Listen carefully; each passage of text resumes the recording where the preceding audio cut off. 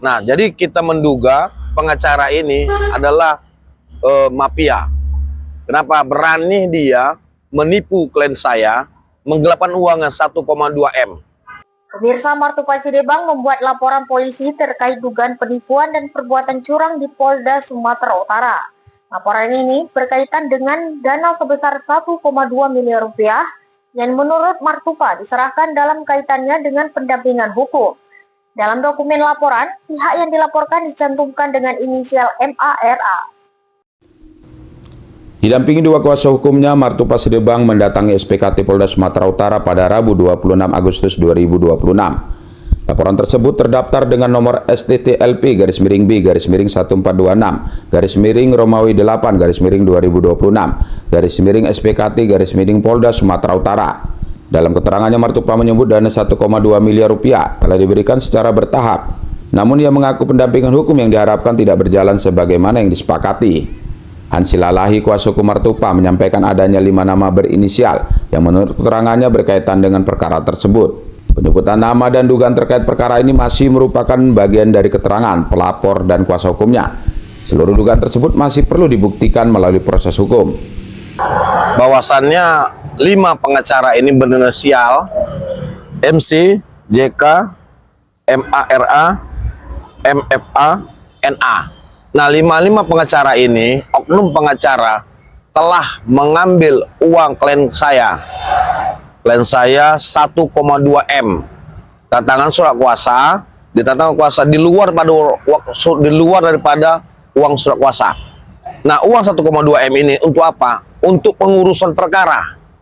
Dibilang untuk mengurus perkara 1,2 M. Tapi tidak pernah oknum pengacara tersebut mendampingin klien saya di dalam perkara ini. Nah, jadi kita menduga pengacara ini adalah mafia. Kenapa? Berani dia menipu klien saya, menggelapkan uangnya 1,2 M. Kita sedikit Pak, kronologi sampai kena itu seperti apa Pak? Kemarin kita ada pemeriksaan, jadi kita menggunakan PH yang disebutkan oleh pengacara tadi. Jadi ada 5 nama disebut. Jadi mereka kemarin meminta uang senilai 1,2 miliar tadi. Jadi di situ alasnya untuk menyelesaikan pemeriksaan. Nyatanya sampai dengan hari ini kan tidak ada. Kemudian kita meminta uang itu agar dikembalikan, kita hanya dijanjikan. Sampai dengan hari ini masih dijanjikan saja. Jadi kita berpraduga bahwa mereka telah melakukan penipuan dan penggelapan terhadap uang yang kami serahkan. Kamu kenal sama PH-nya itu belum? Sebelumnya tidak Dikenalkan. Kami PH ini dikenalkan oleh Kepala Dinas, dalam hal ini Kepala Dinas Cipta Karya dan Tata Ruang Deli Serdang, Pak Rahmat Shah. Dan dia memberikan uang 5 juta.